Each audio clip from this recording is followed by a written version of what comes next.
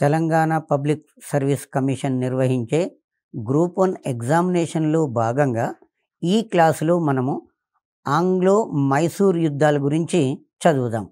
British వారికి మైసూర్ రాజులకు జరిగిన యుద్ధాలను ఆంగ్లో మైసూర్ యుద్ధాలు అని పిలుస్తారు. ఈ యుద్ధాలు మొత్తము 4 జరిగినాయి. మొదటి ఆంగ్లో మైసూర్ యుద్ధము 1767 నుంచి 1769 సంవత్సరాల మధ్యకాలంలో జరిగింది. ఆ టైంలో బ్రిటిష్ గవర్నర్ వెర్లిస్ట్ అనేటైన గవర్నర్ జనరల్గా ఉన్నాడు. రెండవ ఆంగ్లో మైసూర్ యుద్ధము 1780 నుంచి 84 సంవత్సరాల మధ్యకాలంలో జరిగింది. ఈ కాలంలో వారెన్ హేస్టింగ్స్ భారతదేశంలో గవర్నర్గా పనిచేస్తున్నాడు. ఆ తర్వాత మూడవ ఆంగ్లో మైసూర్ యుద్ధము 1790 నుంచి 1792 సంవత్సరాల మధ్యకాలంలో జరిగింది. ఈ మూడవ ఆంగ్లో మైసూర్ యుద్ధ కాలంలో కార్న్వాలిస్ గవర్నర్ జనరల్గా పనిచేస్తున్నాడు. తర్వాత నాలుగవ ఆంగ్లో మైసూర్ యుద్ధము 1799లో జరిగింది. ఈ కాలంలో బ్రిటిష్ గవర్నరు వెల్లస్లీ. ఇలా 4 మైసూర్ యుద్ధాలు జరిగినవి. మొదటి ఆంగ్లో మైసూర్ యుద్ధము 1767 నుంచి 69 వరకు, రెండవ ఆంగ్లో మైసూర్ యుద్ధము 1780 నుంచి 84 వరకు, మూడవ ఆంగ్లో మైసూర్ యుద్ధము 1790 నుంచి 92 వరకు, నాలుగవ ఆంగ్లో మైసూర్ యుద్ధము 1799 సంవత్సరంలో జరిగింది. దక్షిణ భారతదేశంలో కర్ణాటక రాజ్యంలో ఉన్నటువంటి ప్రాంతమే మైసూర్ రాజ్యం. ఈ మైసూర్ రాజ్యమును క్రీస్తు శకము 1399 సంవత్సరంలో యదురాయ వడయార్ అనువారు స్థాపించారు.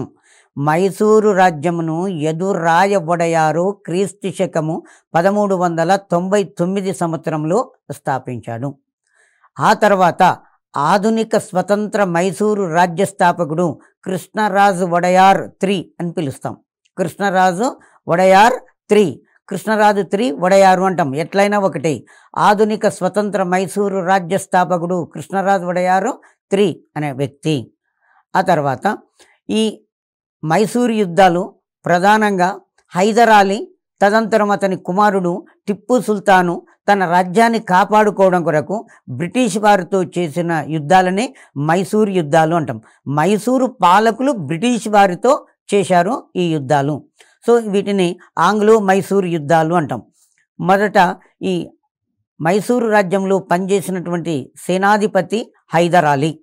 ఈ హైదర్ అలీ క్రీస్తు శకము 1722 సంవత్సరంలో జన్మించి 1782 సంవత్సరంలో మరణించాడు. హైదర్ అలీ యొక్క మొదటి పేరు షంషూర్ ముల్క్ హైదర్ అలీ యొక్క మొదటి పేరు. ఇతడు మొట్టమొదట మైసూరు రాజ్యంలో ఒక సైనికుడిగా చేరారు. ఆ తదంతరము తన శక్తి సామర్థ్యాలను ప్రూవ్ చేసుకొని రాజు యొక్క మన్నలను పొందిన తర్వాత దిండిగల్ ఫౌజుదార్గా పదోన్నతి పొందాడు. మొదట కేవలం సైనికుడిగా మాత్రమే జీవితాన్ని ప్రారంభించి తన ధైర్య సాహసాలతోటి తెలివితేటలతోటి రాజు యొక్క మన్నలను పొంది దిండిగల్ ఫౌజుదార్గా పదోన్నతి పొందాడు. అయితే ఇక్కడ హైదర్ అలీకి ఫతే జంగ్ హైదర్ అను బిరుదు కూడా ఉన్నది. హైదర్ అలీకి కలిగిన బిరుదు ఫతే జంగ్ హైదర్ అనే బిరుదు ఉన్నది. ఈ హైదర్ అలీ 1759 సంవత్సరంలో మరాఠా యొక్క దండయాత్రలను తిప్పికొట్టి మైసూరు రాజ్యానికి సర్వసేనాధిపతిగా నియమించబడ్డాడు. వాస్తవంగా చెప్పాలి, ఇతని జీవిత చరిత్ర చెప్పాలి అంటే ఈ హైదర్ అలీ నిరక్షరాస్యుడు, ఒక జులాయిగా తిరిగేవాడు. కానీ అనుకోకుండా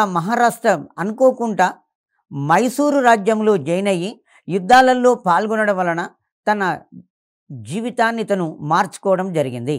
ఇతను సైన్యంలో ఒక మామూలు సైనికునిగా చేరి తన ధైర్య సాహసాలతోటి తెలివితేటలతోటి దిండిగల్ ఫౌజుదార్గా నియమించబడ్డాడు.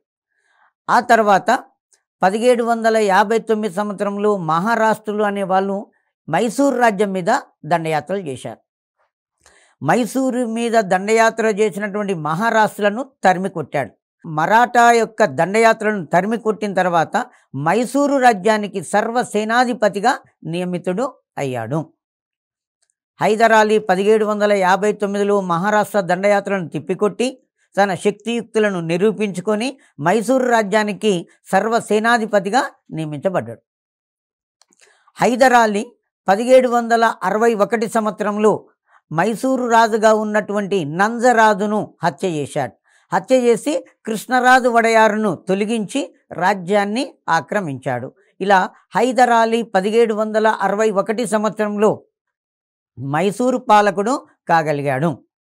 1759లో సర్వసేనాధిపతిగా ప్రకటించుకున్నటువంటి హైదర్ అలీ 1761 సంవత్సరం వచ్చేసరికల్లా మైసూరు రాజుగా ఉన్నటువంటి నంజరాజును హతమార్చి కృష్ణరాజు వడయారును తొలగించేసి సింహాసనాన్ని ఆక్రమించేసి మైసూరు పాలకునిగా ప్రకటించుకోవడము జరిగింది.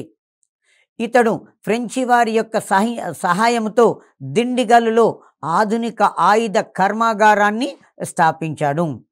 హైదర్ అలీ ఫ్రెంచి వారి యొక్క సహాయంతో దిండిగల్లో ఆధునిక ఆయుధ కర్మాగారం స్థాపించాడు. ఇతడు తన సైన్యానికి ఫ్రెంచి వారి చేత సైనిక శిక్షణ ఇప్పించాడు.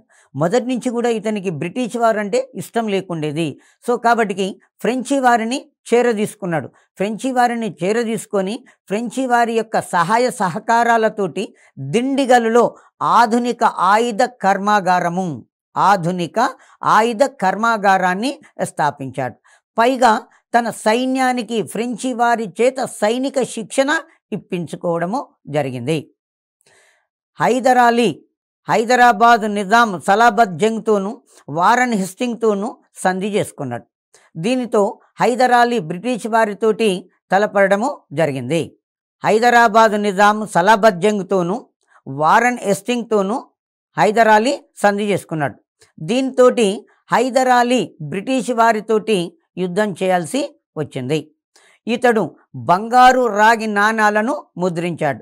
హైదర్ అలీ బంగారంతోనూ రాగితోనూ నాణాలను ముద్రించాడు. తను ముద్రించినటువంటి నాణాల మీద విష్ణువు బొమ్మ, శివపార్వతుల బొమ్మలను ముద్రించాడు. విష్ణువు యొక్క బొమ్మను, శివపార్వతుల యొక్క బొమ్మలను ముద్రించాడు. ఆ తర్వాత శ్రీరంగపట్నంలో గల రంగనాథ స్వామి దేవాలయానికి మరమ్మతులు చేయించాడు.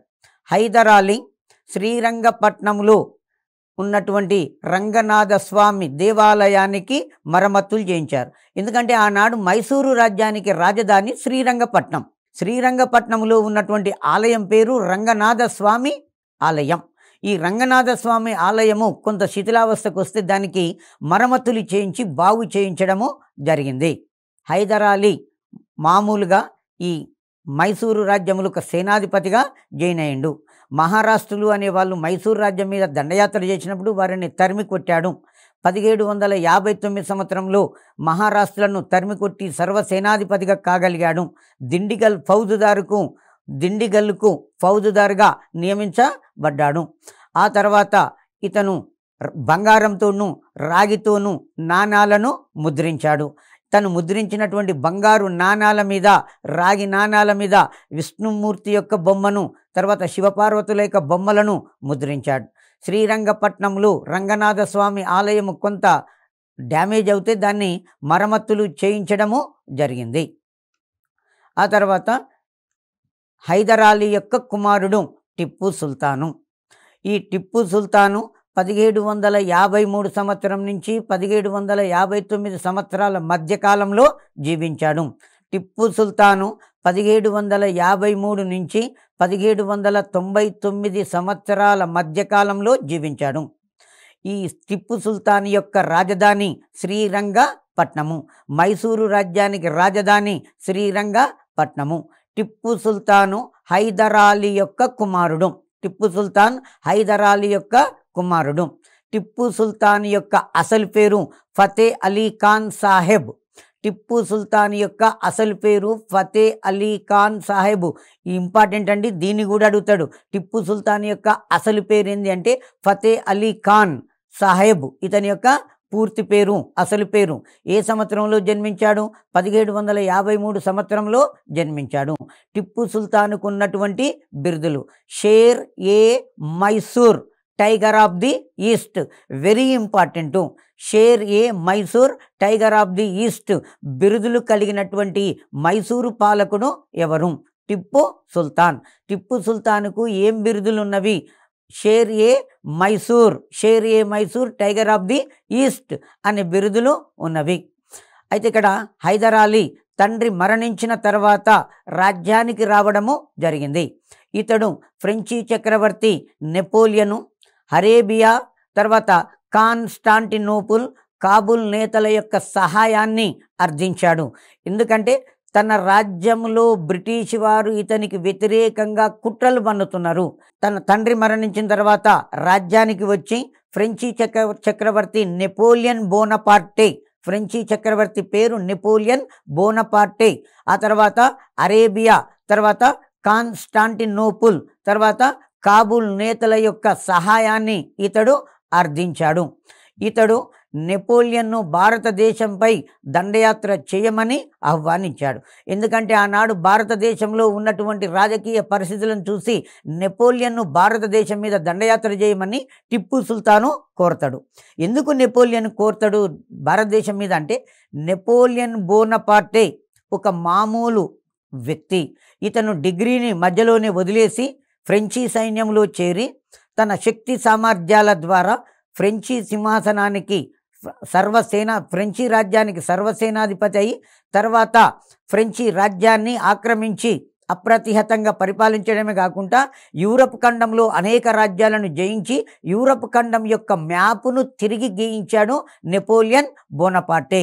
సో సమర్థుడైనటువంటి వ్యక్తి నెపోలియన్ను. కాబట్టి నెపోలియన్ను భారతదేశం మీద దండయాత్ర చేయమని టిప్పు సుల్తాను ఆహ్వానించాడు. పైగా నెపోలియన్ దండయాత్ర చేసుకుంటూ వస్తే నేను మీకు సహకారం చేస్తానని కూడా చెప్పడం జరిగింది. ఈ దేశం నుంచి బ్రిటిష్ వారిని తరిమివేయొచ్చు అని కూడా భావించాడు. ఆ తర్వాత టిప్పు సుల్తాన్ శృంగేరి పీఠాధిపతి అయినటువంటి శంకరాచార్యుల పట్ల భక్తి శ్రద్ధలను కనబరచడము జరిగింది. శంకరాచార్యులు, మనం ఆయనను ఆది శంకరాచార్యులు అని కూడా పిలుస్తాం. శంకరాచార్యుల పట్ల భక్తి శ్రద్ధలను కనపరిచాడు. శృంగేరి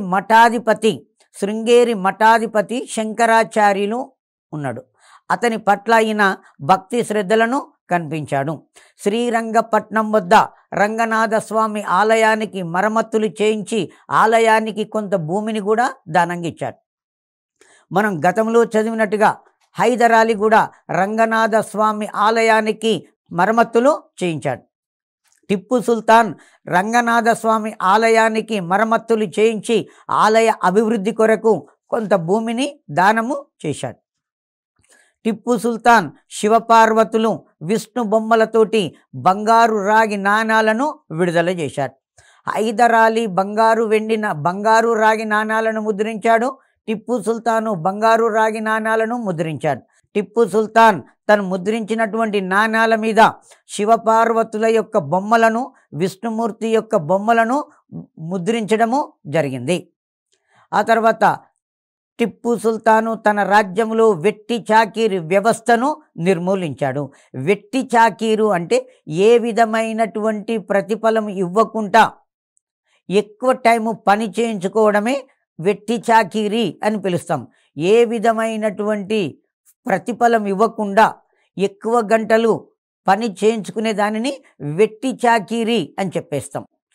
హైదర్ అలీ మైసూరు రాజ్యంలో ఉన్నటువంటి వెట్టి చాకిరీ వ్యవస్థను రద్దు చేశాడు. తర్వాత హైదర్ అలీ బెంగుళూరులో లాల్ బాగ్ బొటానికల్ గార్డెన్ అనే వాటిని ఏర్పాటు చేశాడు. హైదర్ అలీ బెంగుళూరులో లాల్ బాగు బొటానికల్ గార్డెన్ను నిర్మించాడు. మెయిన్గా మనకు టిప్పు సుల్తాన్ గురించి వచ్చినప్పుడు టిప్పు సుల్తాన్కు గల బిరుదులు Sher e Mysore, tiger of the east అనే బిరుదు ఉంటుంది. టిప్పు సుల్తాను బంగారంతో రాగితోటి నాణాలను ముద్రించాడు. తను ముద్రించిన నాణాల మీద శివుని బొమ్మ, శివపార్వతుల బొమ్మను ముద్రించాడు. వెట్టి చాకిరీ వ్యవస్థను రద్దు చేశాడు. శ్రీరంగపట్నంలో ఉన్నటువంటి రంగనాథ స్వామి ఆలయానికి మరమ్మతులు చేయించాడు.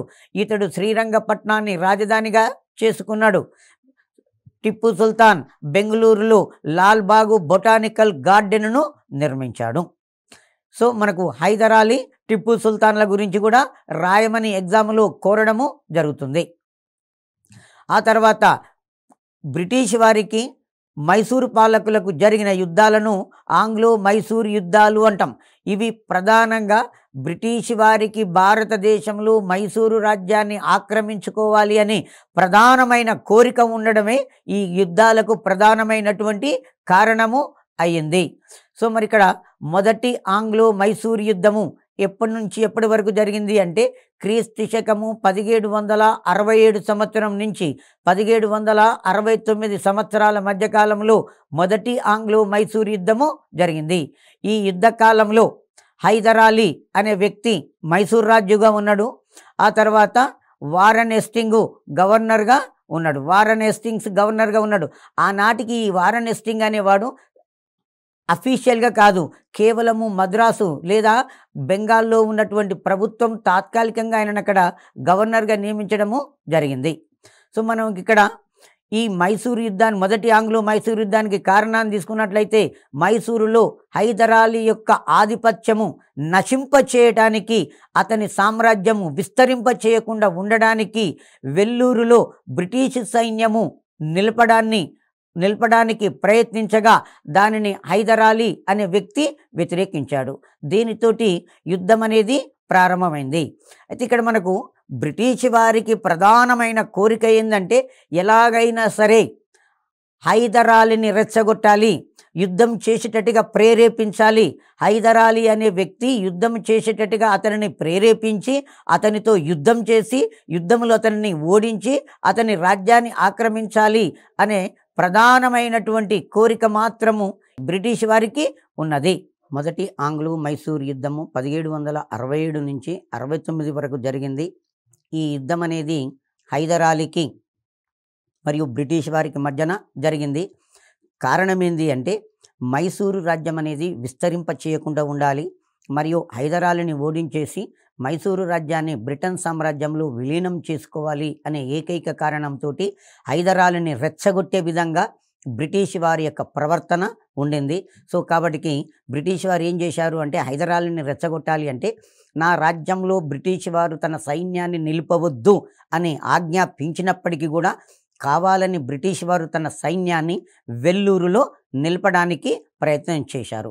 సో కాబట్టి ఈ ప్రయత్నాన్ని ప్రతిఘటిస్తూ హైదర్ అలీ బ్రిటిష్ వారి మీద యుద్ధము ప్రకటించడము జరిగింది. ఈ యుద్ధంలో హైదర్ అలీ బ్రిటిష్ వారిని సంగమ యుద్ధంలో ఓడించాడు. హైదర్ అలీ బ్రిటిష్ వారిని ఈ యుద్ధంలో సంగం వద్ద జరిగిన యుద్ధంలో ఓడించడం జరిగింది. ఓడించి మంగళూరు అనే ప్రాంతాన్ని స్వాధీనం చేసుకున్నాడు. బ్రిటిష్ వారు హైదర్ అలీతో 1769 ఏప్రిల్ 4న మైసూరు సంధి చేసుకున్నారు. ఈ మైసూరు సంధితోటి మొదటి ఆంగ్లో మైసూరు యుద్ధము ముగిసింది. కేవలము మైసూరు రాజ్యాన్ని ఆక్రమించుకోవడం కొరకు బ్రిటిష్ వారు ఎలాగైనా సరే మైసూరు పాలకుని రెచ్చగొట్టి అతనితో యుద్ధం చేసి అతని రాజ్యాన్ని కబలించాలి అనే ప్రయత్నమే జరిగింది. అందులో భాగంగానే వెల్లూరులో బ్రిటిష్ వారు తన సైన్యాన్ని నిలపడం జరిగింది. దానిని ప్రతిఘటిస్తూ హైదర్ అలీ బ్రిటిష్ వారితోటి యుద్ధము చేయడం జరిగింది. సంగము వద్ద జరిగిన యుద్ధంలో బ్రిటిష్ వారు ఓటమి చెంది మద్రాసు వద్ద సంధి చేసుకోవడం జరిగింది. ఈ సంధితోటి మొదటి ఆంగ్లో మైసూరు యుద్ధము ముగిసింది. చరిత్రలో ఏ ప్రాంతం వద్దనైతే యుద్ధం జరుగుతుందో అదే ప్రాంతం ఆ పేరు పెట్టి పిలుస్తారు. ఏ ప్రాంతం వద్దనైతే సంధి జరుగుతుందో అదే పేరు పెట్టి పిలవడం అనేది జరిగింది. ఆ తర్వాత మద్రాసు సంధి యొక్క షరతులను తీసుకున్నట్లయితే మైసూరు రాజులు ఆక్రమించిన భూభాగాలను బ్రిటిష్ కంపెనీకి ఇవ్వాలి. బ్రిటిష్ కంపెనీ ఆక్రమించిన మైసూరు రాజ్య భూభాగాలను తిరిగి మైసూరు పాలకులకు ఇవ్వాలి. అంటే యుద్ధము జరుగుతున్న సమయంలో బ్రిటిష్ వారు ఆక్రమించిన భూభాగాలు తిరిగి మైసూరు పాలకునికి ఇవ్వాలి. మైసూరు పాలకుడు ఆక్రమించిన బ్రిటిష్ వారి ప్రాంతాలను తిరిగి బ్రిటిష్ వారికి ఇవ్వాలి. ఇది ఒక ఒప్పందం. తర్వాత యుద్ధ ఖైదీలను విడుదల చేయాలి. బ్రిటిష్ వారు కానీ మైసూరు పాలకులు కానీ యుద్ధ ఖైదీలను పట్టుకున్నట్లయితే ఆ యుద్ధ ఖైదీలను ఇద్దరు కూడా విడుదల చేయాలి. తర్వాత ఇతరులు ఎవరైనా కావచ్చు, మహారాష్ట్రలే కావచ్చు, ఆ తర్వాత హైదరాబాద్ నిజామే కావచ్చు, బ్రిటిష్ వారి మీద కానీ మైసూరు పాలకుల మీద కానీ యుద్ధాలకు వచ్చినప్పుడు ఒకరికి ఒకరు యుద్ధాలలో సహాయము చేసుకోవాలి అని ఇందులో తీర్మానించుకున్నారు. మైసూరు పాలకుల మీద ఇతరులు ఎవరైనా దాడి చేసినప్పుడు బ్రిటిష్ వారు మైసూరు పాలకులకు సహాయం చేయాలి. బ్రిటిష్ వారి మీద ఎవరైనా ఇతరులు దాడి చేసినప్పుడు మైసూరు పాలకులు బ్రిటిష్ వారికి సహాయం చేయాలి. ఇది ఒక ఒప్పందం.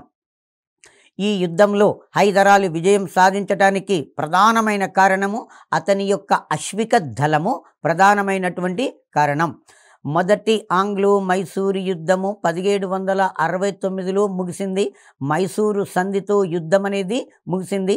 ఈ యుద్ధంలో హైదరాలీ విజయం సాధించడానికి అతని యొక్క అశ్విక దళము ప్రధానమైనటువంటి కారణం.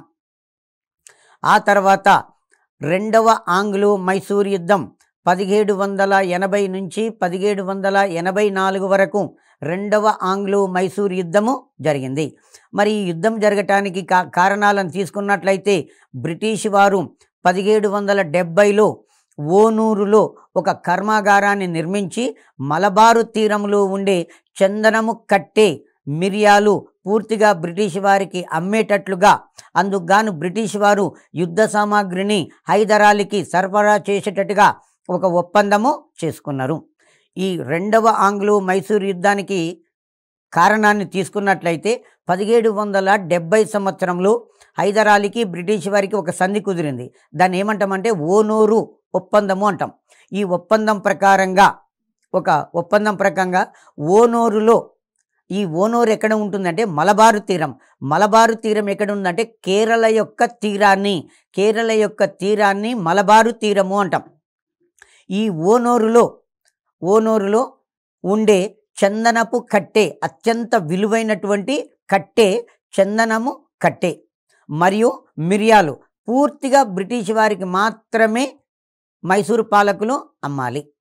అందుకు ప్రతిఫలంగా బ్రిటిష్ వారు యుద్ధ సామాగ్రిని హైదరాలీకి సరఫరా చేసేటట్టుగా ఒక ఒప్పందము చేసుకున్నారు. ఈ ఒప్పందం ప్రకారంగా బ్రిటిష్ వారు మైసూరు రాజులకు సహకారం చేయవలసి ఉన్నప్పటికీ కూడా దానిని ఉల్లంఘించి 1770లో మహారాష్ట్రులు తమపై దండెత్తే సందర్భంలో బ్రిటిష్ వారు మహారాష్ట్రులకు సహకారము అందించడము హైదరాలీకి కోపానికి కారణమైంది. వాస్తవంగా మనకు మద్రాసు సంధిలోనే ఉంది, ఒకరికొకరు ఎవరైనా ఇతరులు దాడి చేసినప్పుడు సైనిక సహకారం చేసుకోవాలని. కానీ బ్రిటిష్ వారు దాన్ని విస్మరించారు. మైసూరు రాజ్యం మీద 1770లో మహారాష్ట్రును దండయాత్ర చేశారు. ఆ టైంలో బ్రిటిష్ వారు వాస్తవంగా మైసూరు పాలకులకు సహకారము అందించాలి. కానీ అలా జరగకుండా మైసూరు పాలకులకు సహకారం అందించకుండా మహారాష్ట్రుల వైపు బ్రిటిష్ వారు ఉన్నారు. సో కాబట్టి ఈ ఉల్లంఘన అనేది రెండవ ఆంగ్లో మైసూరు యుద్ధానికి కారణమైంది. అది హైదరాలీకి కోపం రావటానికి కారణము అయింది. యుద్ధానికి తక్షణ కారణము బ్రిటిష్ వారు మహీ అనే ప్రాంతాన్ని ఆక్రమించడం. మహీ ఎక్కడ ఉంటుందంటే మలబారు తీరంలో ఉంటుంది. కేరళ రాష్ట్రంలో ఉన్నటువంటి ఒక ప్రాంతము మహీ. ఆ మహీ అనే ప్రాంతాన్ని బ్రిటిష్ వారు ఆక్రమించుకోవడము తక్షణ కారణంగా చెప్పుకోవచ్చు. హైదరాలీ ఆంగ్లేయులపై యుద్ధం ప్రకటించడంతో యుద్ధం అనేది ప్రారంభమైంది. మొదటి ఆంగ్లో మైసూరు యుద్ధం కానీ, రెండవ ఆంగ్లో మైసూరు యుద్ధం కానీ హైదరాలీ బ్రిటిష్ వారి మీద యుద్ధం ప్రకటించడంతో యుద్ధాలు అనేవి ప్రారంభమైనవి. ఈ యుద్ధకాలంలో హైదరాలీ వర్సెస్ వారన్ హేస్టింగ్, తర్వాత ఈ యుద్ధంలో మరో బ్రిటిష్ సేనాని సర్ ఐర్ కూట్ అనేవారు బ్రిటిష్ సైన్యాలకు నాయకత్వం వహించాడు. వారన్ హేస్టింగ్ ఏమో బెంగాల్ గవర్నర్గా ఉన్నాడు. ఇతనేమో సర్ ఐర్ కూట్ ఏమో బ్రిటిష్ సైన్యాలకు నాయకునిగా ఉన్నాడు. బ్రిటిష్ సేనాని సర్ ఐర్ కూట్ను హైదరాలీ ఈ యుద్ధంలో ఓడించాడు. యుద్ధం జరుగుతుండగానే 1782 డిసెంబర్ 7న చిత్తూరు దగ్గరలో ఉన్నటువంటి నరసింగాపురం వద్ద క్యాన్సర్ వ్యాధితో హైదరాలీ అనే వ్యక్తి మరణించాడు. ఇక్కడ ఈ యుద్ధకాలంలో బ్రిటిష్ సేనాని సర్ ఐర్ కూట్ను హైదరాలీ ఓడించాడు. ఆ తర్వాత యుద్ధం జరుగుతుండగానే 1782 డిసెంబర్ 7న చిత్తూరు దగ్గర నర్సింగాపురం అనే ఒక గ్రామం ఉంటుంది. ఆ గ్రామం వద్ద హైదర్ అలీ క్యాన్సర్ వ్యాధితో మరణించాడు. అయితే తండ్రి మరణించిన విషయాన్ని టిప్పు సుల్తాను బయటికి తెలవనివ్వకుండా బ్రిటిష్ వారితోటి యుద్ధాన్ని కొనసాగించాడు. యుద్ధం కొనసాగించి ఈ రెండవ ఆంగ్లో మైసూర్ యుద్ధంలో టిప్పు సుల్తాను విజయము సాధించాడు. ఈ యుద్ధంలో ఫ్రెంచి వారు బ్రిటిష్ వారికి సహకారము అందించడం జరిగింది. అయినప్పటికీ కూడా బ్రిటిష్ వారు ఓటమి చెందారు. మైసూరు పాలకులు విజయము సాధించారు. మంగళూరు సంధితోటి యుద్ధం అనేది ముగిసింది. మనకు ఎగ్జామినేషన్లో 4 మైసూరు యుద్ధాలు జరిగినప్పుడు 3 మైసూరు యుద్ధాలు సంధులతో ముగుస్తాయి. అందులో ఎగ్జామినేషన్లో ఏమంటాడు అంటే మొదటి మైసూరు యుద్ధము ఈ సంధితో ముగిసింది, మద్రాసు సంధితోటి. రెండవ మైసూరు యుద్ధము ఈ సంధితో ముగిసింది, మంగళూరు సంధితోటి ముగిసింది. మూడవ మైసూరు యుద్ధము శ్రీరంగపట్నం సంధితో ముగిసింది. ఇలా ఎగ్జామినేషన్లో వస్తాడు. లేకపోతే ఏమంటాడు అంటే ఇట్లా యుద్ధాల పేర్లు ఇచ్చి ఈ సంధితో ముగిసింది, దీన్ని జతపరచుము అని కూడా ఎగ్జామినేషన్లో ఇటీవల కాలంలో ఎక్కువగా అడగడం అనేది జరుగుతుంది. ఒక పక్కన యుద్ధాల పేర్లు ఇస్తాడు, ఒక పక్కన సందుల పేర్లు చేస్తాడు. దీన్ని మ్యాచ్ ది ఫాలోయింగ్ అంటాడు. కాబట్టి మనం వాటిని బాగా మైండ్లో పెట్టుకోవాల్సిన ఆవశ్యకత అనేది ఉన్నది. ఇప్పటి వరకు జరిగినటువంటి 2 మైసూరు యుద్ధాలలో మొదటి మైసూరు యుద్ధము హైదర్ అలీ చేశాడు. హైదర్ అలీ విజయం సాధించాడు. బ్రిటిష్ వారు ఓడిపోయారు. మద్రాసు వద్ద సంధి చేసుకున్నారు. దాని మద్రాసు సంధితోటి యుద్ధం ముగిసింది అంటాం. రెండవ ఆంగ్లో మైసూరు యుద్ధము హైదర్ అలీ చేశాడు. హైదర్ అలీ యుద్ధం జరుగుతుండగానే అనారోగ్యం కారణంతో 1782 డిసెంబర్ 7న మరణించాడు. తండ్రి మరణించిన విషయాన్ని దాచిపెట్టి టిప్పు సుల్తాను బ్రిటిష్ వారితోటి యుద్ధం చేసి విజయం సాధించాడు. ఈ యుద్ధంలో బ్రిటిష్ వారు ఓటమి చెంది టిప్పు సుల్తాన్ తోటి మంగళూరు వద్ద సంధి చేసుకున్నారు. దాన్ని మనము మంగళూరు సంధి అని చెప్తాం. దాన్ని మనం ఏమంటాము అంటే మంగళూరు సంధి అని చెప్తాం. ఇలా 2 మైసూరు యుద్ధాలలో పూర్తిగా బ్రిటిష్ వారే ఓటమి చెందడము జరిగింది. అయితే మనకు బ్రిటిష్ వారు భారతదేశానికి వచ్చిన తదంతరము కేవలము వర్తకం కొరకు వచ్చినటువంటి బ్రిటిష్ వారు భారతదేశ రాజకీయాలలో జోక్యం కల్పించుకొని సామ్రాజ్య విస్తరణకు పూనుకోవడం అనేది జరిగింది. అందులో భాగంగానే మొట్టమొదటిసారిగా కర్ణాటక వద్ద జరిగిన యుద్ధాలను కర్ణాటక యుద్ధాలు అంటాం. ఈ కర్ణాటక యుద్ధాల ద్వారా హైదరాబాదు మరియు కర్ణాటక రాజ్యంలో తమ ఆధిపత్యాన్ని సంపాదించుకున్నారు. అట్లాగే ప్లాసీ యుద్ధం ద్వారా బెంగాల్లో రాజ్యాధికారాన్ని స్థాపించారు. బక్సారి యుద్ధం ద్వారా 1764లో బెంగాలు, బీహారు, ఒరిస్సాలకు నిజమైన పాలకులు కాగలిగారు.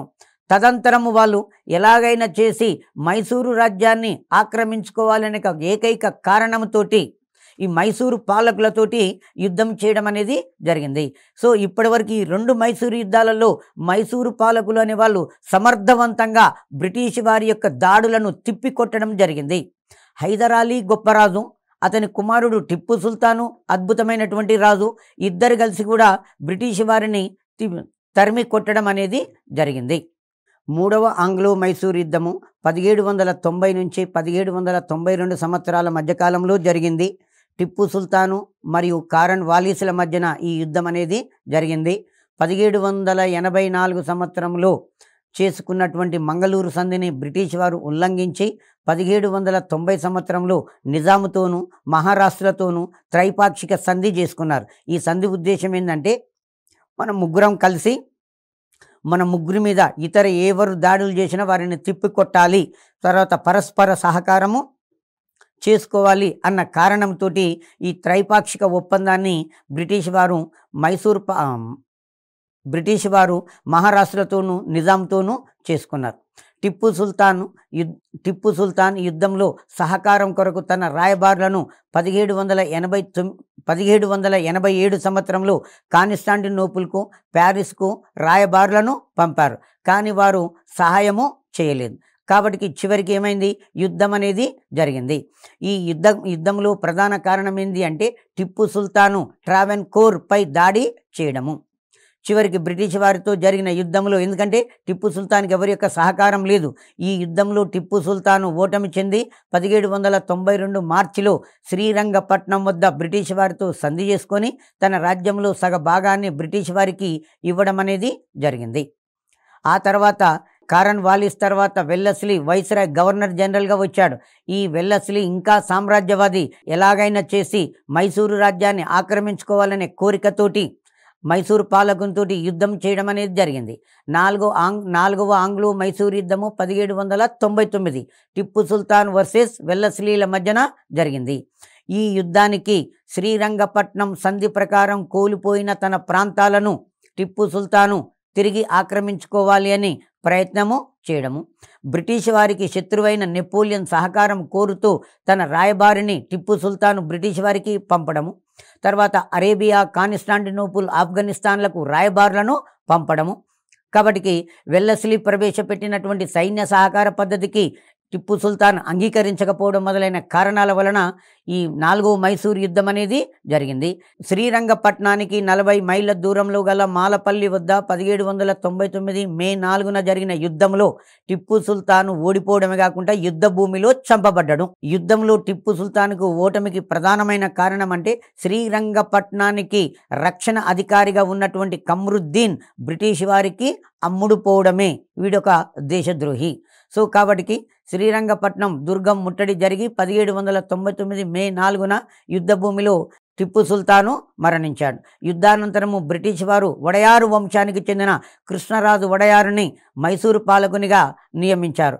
ఆ కృష్ణరాజు వడయారు బ్రిటిష్ వారితోటి సహాయ సంధి చేసుకోవడం జరిగింది. ఈ యుద్ధాల వలన ఫ్రెంచి వ్యతిరేకత బ్రిటిష్ వారికి పూర్తిగా తొలగిపోవడం జరిగింది. మైసూరు యుద్ధాలు చేయడం వలన, మైసూరు యుద్ధాలలో బ్రిటిష్ వారు విజయం సాధించడం వలన ఫ్రెంచి వారు బ్రిటిష్ వారిని వ్యతిరేకించే స్థితి లేక కేవలము పాండిచేరికే వారు పరిమితం కావడం జరిగింది. మైసూరు రాజ్యాన్ని బ్రిటిష్ వారు తమ రాజ్యంలో భాగంగా చేసుకున్నారు. నామమాత్రపైనటువంటి పాలకుడు కృష్ణరాజు వడయారు III, అతనితోటి సహాయ సంధి చేసుకున్నారు. ఇంతవరకు మైసూరు యుద్ధాలు, మిగతాది నెక్స్ట్ క్లాసులో చూద్దాం.